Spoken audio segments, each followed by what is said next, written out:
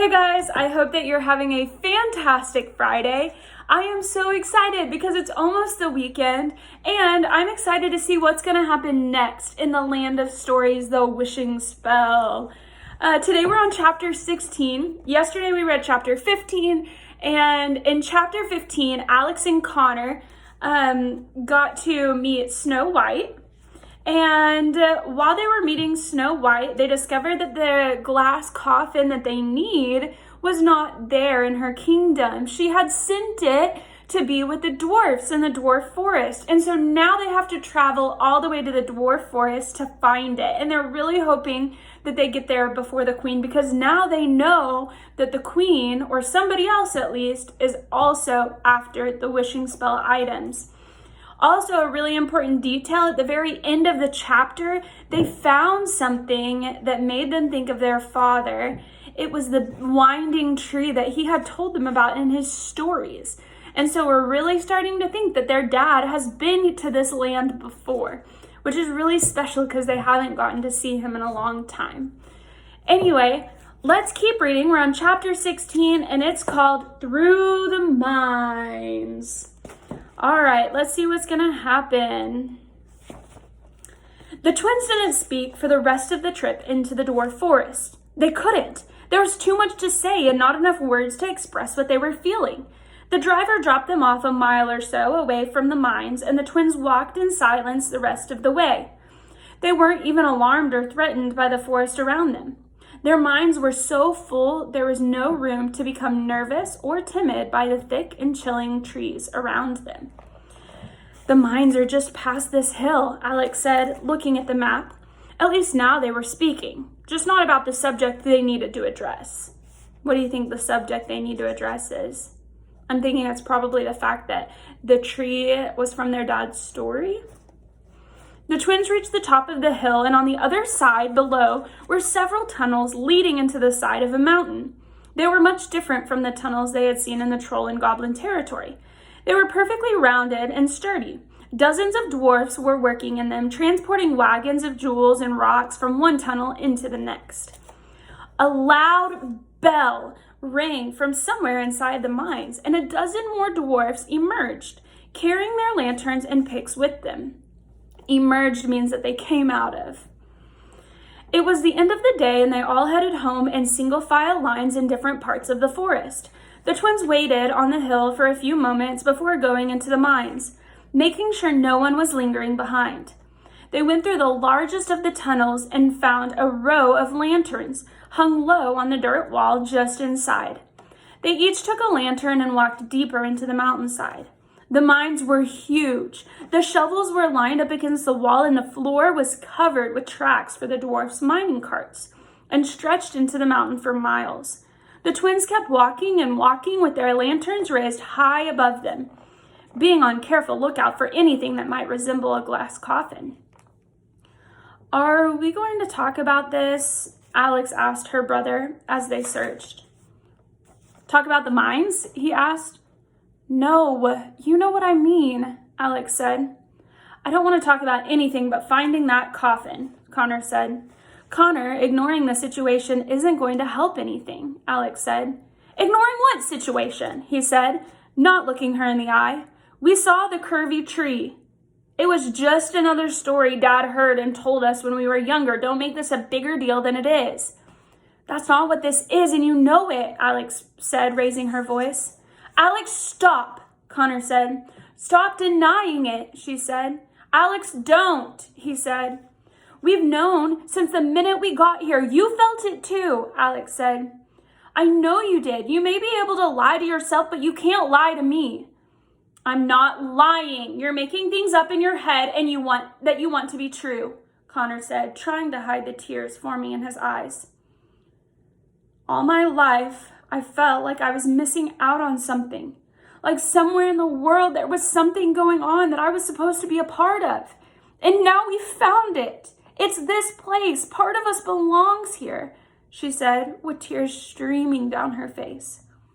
You can't prove it, Connor said. Connor, face it, Alex yelled. Dad is from here. He's from the land of stories. Then why didn't he tell us? Connor shouted, and it echoed through the mines. Why did he keep it from us? He sat on the ground and quietly sobbed into his hands. Alex sat on the ground next to her brother and cried with him.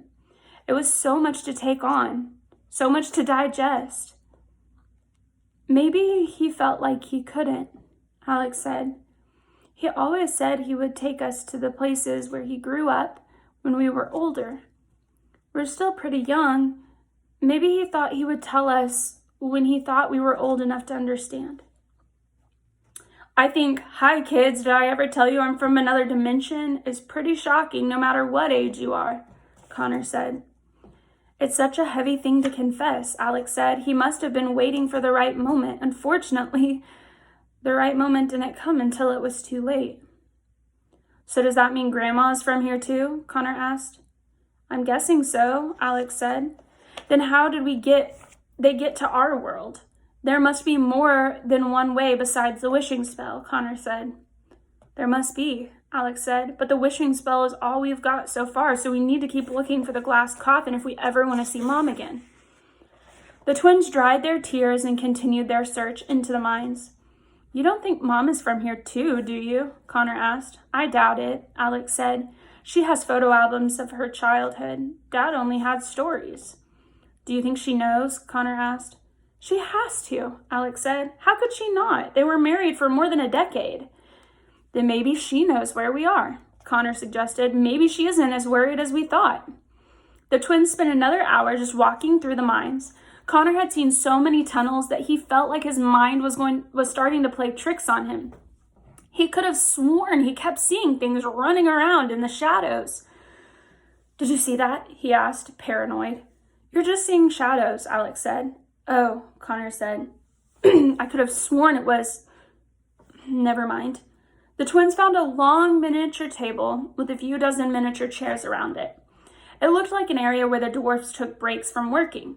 A large portrait of Snow White hung on the dirt wall behind it, and a glass coffin with rubies and diamonds sat against the wall underneath it. Bingo, Connor said. He used a pick that had been left on the table to pry a few of the jewels loose from the coffin and place them in Alex's bag. He could see where a few had already been taken by others before them. They better hope it's not the evil queen. That was easy, Connor said. As soon as he turned around to face his sister, he wished he hadn't just said that. Connor, Alex said, looking at her brother, who was completely petrified. Through the dim flames of their lanterns, the twins saw a dozen black wolves circling them. They were surrounded by the big, bad wolf pack. The wolves growled at the twins and gritted their teeth. Remember who sent the wolves to go get the twins? Remember the queen told the wolf that if they brought her, the twins, she would give them who? Little Red Riding Hood, remember? Stay back, Connor said, and swung the pick at them. This didn't affect them at all. A few of them snickered. Are these them? One wolf said. Yes, another wolf said. We've been tracking their scent for days. Hello, children, said Malamaclaw, creeping toward them. I would say nice to meet you, but I can tell from your smell that we've crossed paths before. Please don't hurt us, Alex said. She was shaking with fear and clutching onto Connor. Can we eat their limbs at least? Another wolf said. She doesn't need their limbs, does she? She, Alex asked. Who is she? We agreed we would bring them to her unharmed, Malamaclaw said regretfully, looking toward the twins. You're coming with us. Connor, Alex whispered to her brother. What are we going to do? I've got an idea, Connor said. He placed his lantern on the ground and took a step closer to Malamaclaw. Bad dog! Very bad dog! Sit! The wolves and Alex all had the same exact expression on their faces. What was he doing? I said sit! That's a very bad dog! Go to your basket! Continued Connor, shaking his index finger at Malamaclaw. Whatever he thought he was doing was failing miserably, and it was just insulting the wolves. I changed my mind, Malamaclaw told his pack. You can eat their limbs. Well, I'm out of ideas, Connor said, looking back at his sister. I'm not, Alex said. In one quick move, Alex kicked the lantern Connor had placed on the ground, and it soared across the tunnel and crashed into one of the wolves, setting him partially ablaze. The wolves rushed to help extinguish their friend. Alex grabbed Connor's hand, and they ran farther down the tunnel, going deeper into the mines. After them, Malamaclaw commanded, and the remaining members of the pack chased after them. The twins ran as fast as they could. They only had one lantern left, so they were practically in the dark. They could hear the wolves stampeding behind them. Their howls were unbearably loud as they echoed down the tunnel. The tunnel began to descend, making it nearly impossible for the twins to run. Jump in there, Connor said, pointing to a minecart on a track. No way, Alex said, but Connor picked her up and plopped her inside. He jumped inside himself and pulled the brake lever, and the cart began traveling down the tunnel at a rapid speed. A few of the wolves swiped at them with their claws. The twins ducked down as far as they could in the cart, but not before one of them reached Connor and left a bloody scratch on his forearm. Alex kicked another right in the snout, and it whimpered away. Another wolf barely missed the twins with his claws, but knocked the brake lever right off the cart. The cart gained speed, and soon they were outrunning the wolves. We're doing it. We're getting away, said Connor, holding his hand over his wounded arm. I wouldn't celebrate just yet if I were you, Alex said. She pointed to a sign ahead that said, Danger! Use brake lever while going down tunnel. That's not good, Connor yelled, wishing for the lever to somehow grow back on the cart. The cart began speeding faster down the tunnel as it descended at a steeper angle. They were going so fast, too fast. They could barely open their eyes with the air rushing by their faces. The track turned and dipped deeper into the mountain. The twins were afraid they were going to fly out of the cart if it didn't fly right off the track first. It was the scariest roller coaster they had ever been on. This would be awesome if it weren't for the fear of death, Connor shouted. He was even tempted to put his hands up, but he knew it wasn't an appropriate time. The cart zoomed through the mines, showing no sign of slowing down. In a matter of seconds, the twins' greatest fear had gone from being eaten alive by wolves to crashing in a dwarf mine. The track led them through a giant cave with stalactites pointing towards stalagmites and a large pool of water at the very bottom. To the twins' horror, they passed another sign, which said, Dead End. It appeared an avalanche of rocks had fallen on the track many years before, and now the twins were speeding toward the solid wall of rock that had formed there. The twins ducked as low as they could in the minecart, bracing themselves for the traumatic injuries they were about to receive. The cart slammed against the rocks. It violently rattled as it broke through the wall. A few rocks fell into the cart and onto the twins. Alex screamed, and Connor covered his head as much as possible with his arm. Just when they thought they were surely about to die, the cart slowly came to a stop. The twins peeked around from inside the cart. They were outside, somewhere in the dwarf forest on the other side of the mountain. I cannot believe we just survived that, Connor said. They were pretty banged up, but they climbed out of the cart not seriously injured for the most part. They didn't waste a minute questioning their luck.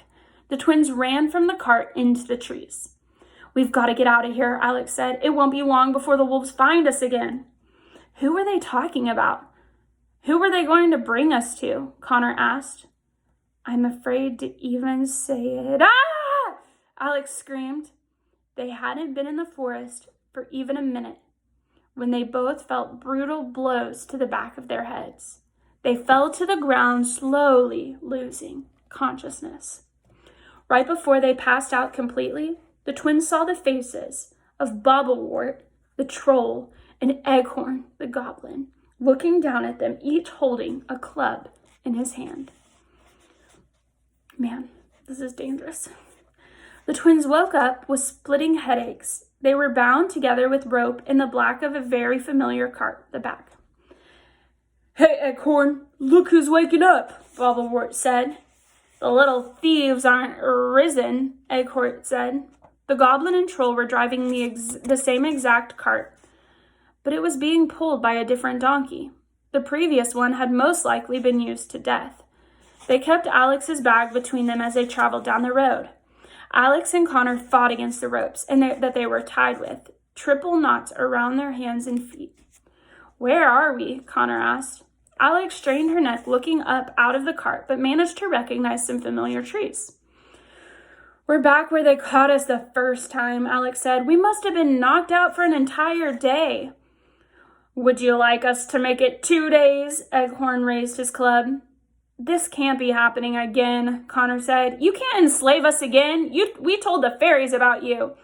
Oh, yes, we know, Bobblewort said. They came and gave us all a very long lecture about it, Eggcorn said. And they shut off all of our tunnels, thanks to you. Bobblewort said angrily. Now we have to take the long way into our territory.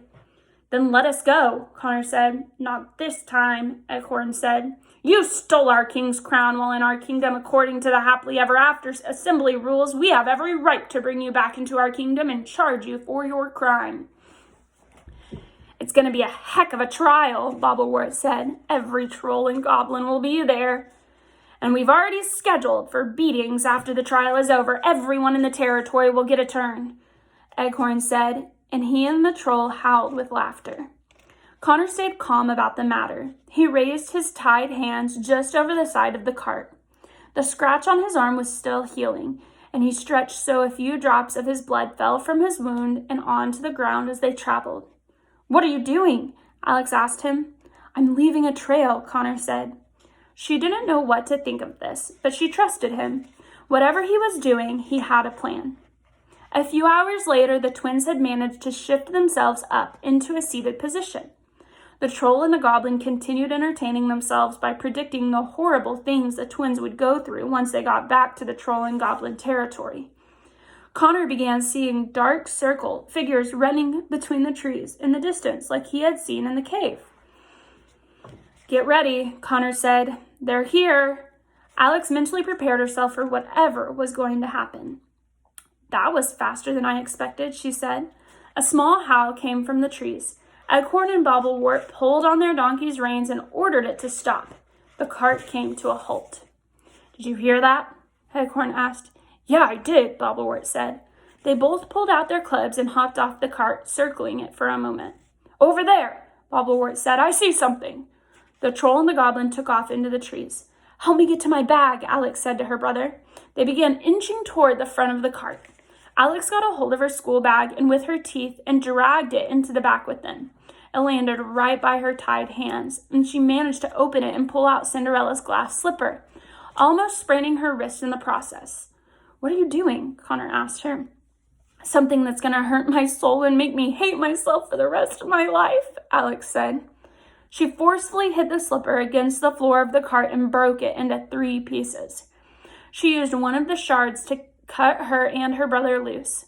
Whoa, Connor said. Never in a million years did I think you would do that. That was pretty gangster. We can glue it back together, right? Alex said, trying to frantically put the glass slipper back together like a puzzle. It'll still work for the wishing spell, won't it? Connor asked. The spell never said it had to be in one piece, Alex said. They put the pieces of the slipper into Alex's bag and jumped out of the cart. They ran into the forest in the opposite direction than the troll and goblin had gone. A few moments later, they heard spine-chilling screams and howls as the troll and goblin were attacked by the big, bad wolf pack. The horrible sounds made the twins run faster. They knew it would be only a matter of seconds before the wolves picked up their scents and would be right behind them. They didn't even know where they were going. They just knew they had to get somewhere safe as fast as possible. Alex was eyeing the forest around them. There was a deep roar coming from close by. Could they be near the ocean? We're farther south than I thought, Alex said. I think we may be back in the fairy kingdom. Let's find a fairy who can turn those wolves into chihuahuas, Connor said. He turned back, and in the distance behind them, he could see several wolves running toward them at full speed. A moment later, the twins saw the wolves running slightly ahead of them to both their right and left, gaining ground and preparing for the attack. What do you think they're going to do? The twins ran through a set of thick trees and then came to a sudden and jarring stop. They were standing on the edge of a very high cliff overlooking the ocean. I have a feeling I know what they're going to do. How'd we get to the ocean so fast? Connor yelled. Look, Alex said. It's Mermaid Bay. We're somewhere between the Fairy Kingdom and the Sleeping Kingdom. Connor looked behind them. The wolves were only a few feet away and pouncing on them. No, it looks like we're somewhere between death and dying, Connor said. Alex, I'm really sorry about this. Sorry about what? Alex screamed. Connor pushed his sister and himself off the cliff seconds before they would have been tackled by the wolves. They were falling so fast they couldn't breathe or hear each other's screams. All they could hear was the air rushing past them. The twins plummeted into the ocean. The wolves stayed on top of the cliff for a few minutes, waiting for them to surface in the water, but they saw nothing. The twins were gone. And that's the end of our chapter. Wow, that was so crazy. It seems like Alex and Connor have a lot of people chasing after them. They have the goblin chasing after them. They've got the big bad wolf pack. The queen doesn't like them. They have a lot of enemies, and they've only been here for a few days. Anyway, I'm really glad that they found something in this chapter that they needed for once, and that yet again they escaped. On Monday, we will read chapter 17. It's called Goldilocks, Wanted Dead or Alive. Remember, she's wanted, and I think this chapter is going to tell us a little more about that. Look at how much we've read. This is so crazy. I'm so glad that we get to do this together. Anyway, I hope that you will do the activities and answer the questions in the description of this video to get ready for our next chapter. I hope you can wait the whole weekend long to see what's going to happen with Alex and Connor, where they end up. I hope you have a great weekend, and I will see you on Monday. Bye, guys.